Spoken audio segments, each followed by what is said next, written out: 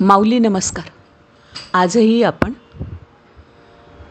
तुकारामांच्या गाथेतले 5 अभंग आणि त्याचा अर्थ ऐकणार आहोत.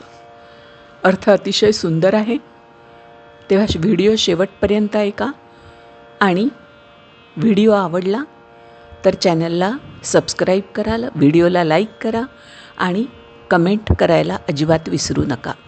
चला तर ऐकूया. अभंग क्रमांक 154.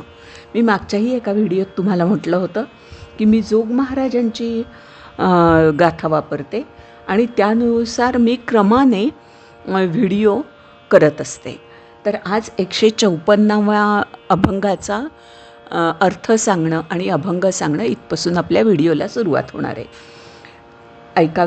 अभंग 154. शिकल्या बोलाचे सांगतील वाद, अनुभव भेद नाही कोणा. पंडित हे ज्ञानी करीतील कथा, न मिळती अर्था निज सुखा. तुका म्हणे जैसी लाचासाठी ग्वाही, देतील हे ठावी नाही वस्तू. अर्थ ऐका. तुकाराम महाराज या अभंगात म्हणतात, जे शिकलेले आहेत ते शब्दकोशाच्या साहाय्याने वाद घालतील, पण शास्त्रात सांगितल्याप्रमाणे त्यांच्याकडे अनुभव नसतो. ज्ञानी पंडित कथा प्रवचने करतील, पण त्यांच्याकडे ईश्वरी अनुभूती नसल्याने त्यांना आत्मिक शांतीचा खरा अर्थ सापडत नाही. तुकाराम महाराज पुढे म्हणतात, लाज घेऊन जे खोटे साक्षीदार न्यायालयात साक्ष देतात तशी ही त्यांची अवस्था असते. त्यांना परमात्म्याची काहीच माहिती नसते. आता अभंग क्रमांक 155. प्रारब्ध क्रियमाण भक्ता संचित नाही जाण, अवघा देवची जाला पाही भरोनिया अंतर्बाही. सत्व रज तम बाधा नव्हे हरिभक्तांसी कदा, देवभक्तपण तुका म्हणे नाही भिन्न. अर्थ ऐका. ह्या अभंगाचा अर्थ सांगण्याआधी कर्म 3 प्रकारची असतात हे समजून सांगते. संचित कर्म म्हणजे पूर्वजन्मींच्या सर्व कर्मांचा साठा. प्रारब्ध, त्याच्यातूनच आपलं प्रारब्ध घडतं पूर्वजन्मीच्या कर्मावरून. पण हे प्रारब्ध पण आपण टाळू शकतो.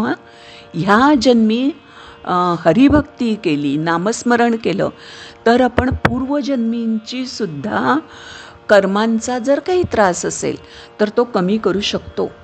क्रियमाण कर्म म्हणजे चालू आयुष्यातील कर्म. खऱ्या भक्ताला या सर्व कर्मबंधनांचा त्रास होत नाही, कारण त्याची सर्व कर्मे देवाला अर्पण केलेली असतात. तो भगवंतांशी एकरूप होतो. तसेच भक्ताला सत्व रज तम याचीही कधी बाधा होत नाही, कारण भक्त आणि देव यामध्ये भेद नसतोच. आता अभंग क्रमांक 156. शास्त्रांचे जे सार, वेदांची जो मूर्ती, तो आम्हा सांगाती प्राणसखा. म्हणूनी नाही आणिकांचा पांग, सर्व झाले सांग नामे एका. सगुण निर्गुण जयाचीही अंगे, तोची आम्हा संगे क्रीडा करी. तुका म्हणे आम्ही विधीचे जनिते, स्वयंभू आईते केले नभो. हा होता अभंग 156वा.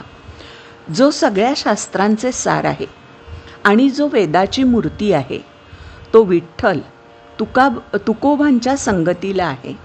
म्हणून तुकोबा दुसऱ्याचे अंकित नाहीत. हरिभक्तीने कोणत्याही इतर कर्माची गरज नाही. सगुण आणि निर्गुण रूपात प्रत्यक्ष भगवंत तुकोबांबरोबर क्रीडा करतात. आम्ही ब्रह्मदेवाचे बाप आहोत, त्यामुळे आम्ही स्वतः सिद्ध आहोत आणि आमचे जीवन कृतार्थ झाले आहे, असे तुकाराम महाराज या अभंगात म्हणतात. याच्यानंतर अभंग आहे 157. ऐका महिमा आवडीची, बोरे खाय भिल्लटीची. थोर प्रेमाचा भुकेला, हाची दुष्काळ तयाला. पोहे सुदाम देवाचे, फकेमारी कोरडेचं. न म्हणे उच्छिष्ट अथवा थोडे, तुका म्हणे भक्ती पुढे. बघा, ऐका महिमा आवडीची, बोरे खाय भिल्लटीची. कोण बोरं भिल्लटीची खातो? म्हणजे शबरीची बोरं. कोण खातो? श्रीराम खातो. का?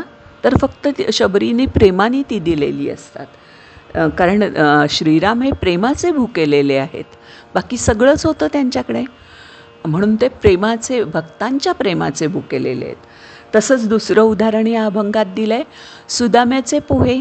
सुदामा येतो श्रीकृष्णांच्या भेटीला, पोहे घेऊन येतो, सुखे पोहे घेऊन येतो आणि श्रीकृष्ण ते पोहे आवडीने खातात असं सांगितलेलं आहे.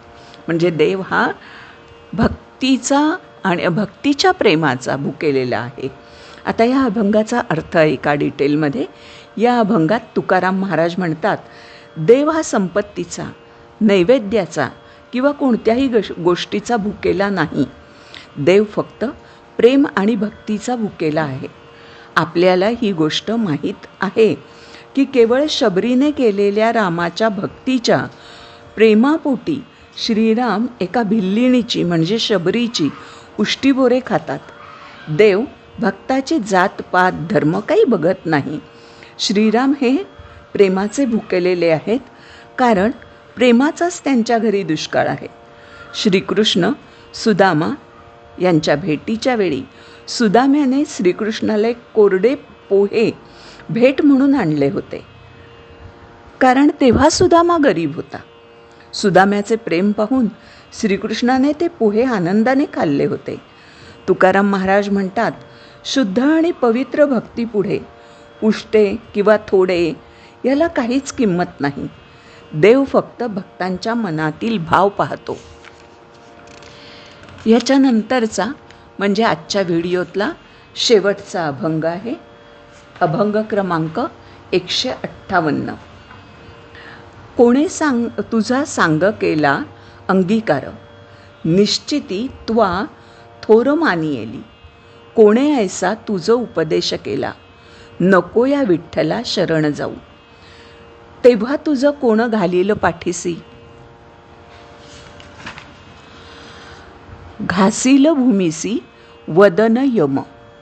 कारे नागविसी आयुष्य खातो काळ, दिसेंदिस बळ क्षीण होते. तुका म्हणे यासी सांगा कोणीतरी, विसरला हरी माय बाप.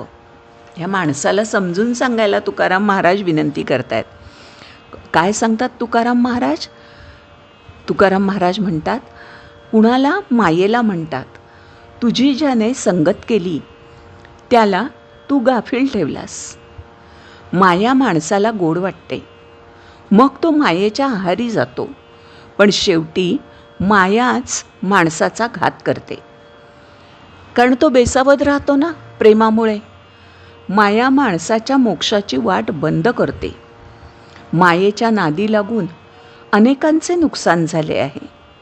शेवटी पापकर्माबद्दल यम वेदना देईल, तेव्हा या मायेच्या अधीन झालेल्या माणसाला कोण पाठीशी घालेल? तेव्हा जी आपण मायेची माणसं सगळी माया जमवतो ना, तेव्हा म्हणजे अंतिम क्षणी जेव्हा यम वेदना देतो त्यावेळेला कोणीही नसतं आपल्याबरोबर. सगळी माया ही फुकट असते जमवलेली. त्यावेळी जवळ काय राहतं आपल्या? तर हरिनाम घेतलं आहे आपण, ते पुण्य जमा केलेलं आहे. आपण हरीवर प्रेम केलेलं आहे, भक्ती केलेली आहे, ती मात्र कायम आपल्याला सोबत देते. बाकी जी माया संसारात जमवतो ती काही सोबत देत नाही. पुढचं निरूपण आहे का? शेवटी पापकर्माबद्दल यम वेदना देईल, तेव्हा या मायेच्या अधीन झालेल्या माणसाला कोण पाठीशी घालेल? दिवसेंदिवस त्या माणसाचे बळ क्षीण होते आहे. म्हणून तुकाराम महाराज म्हणतात, याला कोणीतरी सांगा की खरा मायबाप जो हरी त्याला हा विसरला आहे. असं तुकाराम महाराज सांगतात की माणसाला आठवण करून द्या की सोबत काय येणार आहे, तर हरिनाम येणार आहे आणि ते तू विसरू नकोस. मायेच्या आहारी जास्त जाऊ नकोस, असं तुकाराम महाराज म्हणतात. मंडळी, आज एवढंच. रामकृष्ण हरी माऊली. धन्यवाद.